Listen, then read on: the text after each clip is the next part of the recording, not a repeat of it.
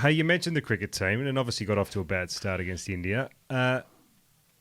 Do we actually like any of the cricketers today? Because we were extremely spoilt, and you and I are a little bit older than Ed, and I'm a little bit older than you. Thank you. But thank you. Thank you for recognising that. But growing up through the 90s and obviously early 2000s, we had the greatest cricket team known to man. Of course. Other than the West Indies, this is, you could debate which one was better, but we had this amazing Test cricket team from the 90s through to the 2000s.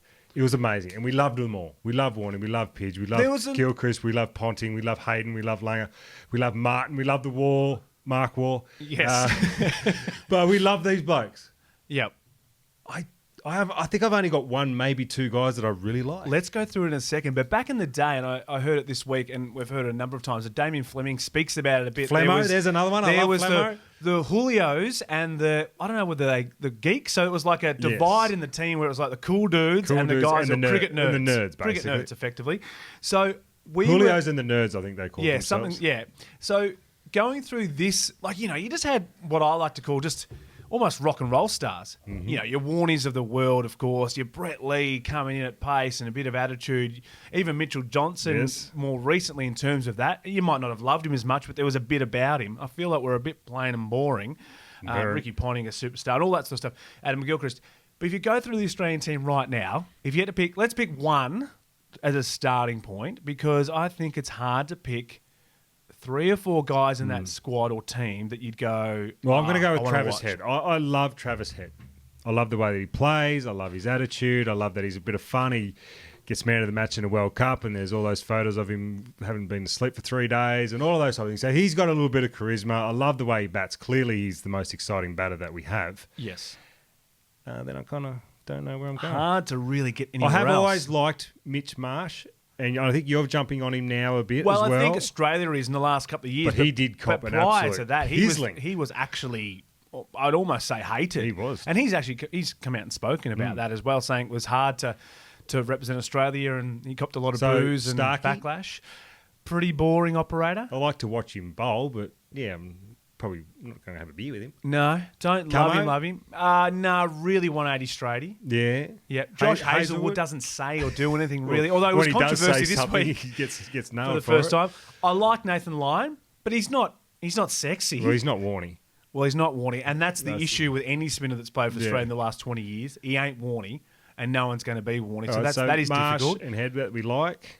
So let's start from the top. Sweeney's just come in. I'm already coming down, so let's just keep coming down. Oh, you want to go from the bottom up? We're going from the bowlers down. Yeah, well, that's from the bottom up. Well, okay. Batting list. Carey? I like Carey, but I don't love him. He's a bit, I think he's a solid contributor. Don't think he's going to do anything special. You're not rocking up to watch him. No. This is the thing, right? Who's bringing you to the cricket is the question. Well, okay. Well, Smith nowadays. No. Did Smith bring you to the cricket? No, not in his absolute heyday. When he was making tons of runs and his average was unbelievable, bloke never went out. He wasn't, and he was amazing. Still is a very good cricketer, of course. But you didn't turn on to watch him because he was going to have an exciting ton. He wasn't going to make 100 of 120. It was important runs every time, don't get me wrong. But you weren't going, oh, geez, I can't miss I think there was Smith's a couple of years there where he was smacking around, and then all of a sudden he went real defensive and he's getting his hundreds off 189 balls. Yeah. A little bit boring. Labuschagne, I didn't mind. He's sort of on the nose, obviously form-wise a little bit, but hard to always... Well, he tried too hard when he came in. Well, it's hard to always adapt to what he's sort of doing because he is a bit sort of loose. And when those two boys started doing those leaves and the weird leaves and looked like they were sword fighting half the time. Interesting for a while, but then that sort of died off. And then you've got, realistically, in terms of the top order, is Khawaja, who I like Khawaja, but again, you're not. I guess what I'm saying is, if I said to you, hey, India's just been bowled out, right? Australia about to start their innings. When Langer and Hayden were opening, I was desperate to watch the first ball. Watch cricket. Yep.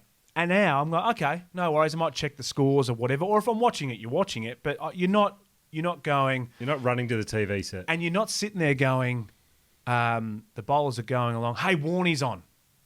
Nathan Lyon comes on, or you're not screaming out for Nathan Lyon to come on. So there's just not that love affair with those cricketers at the moment. And even though we've been successful, it still hasn't really made much of a difference in terms of wanting to watch the cricket. All right, let's move on.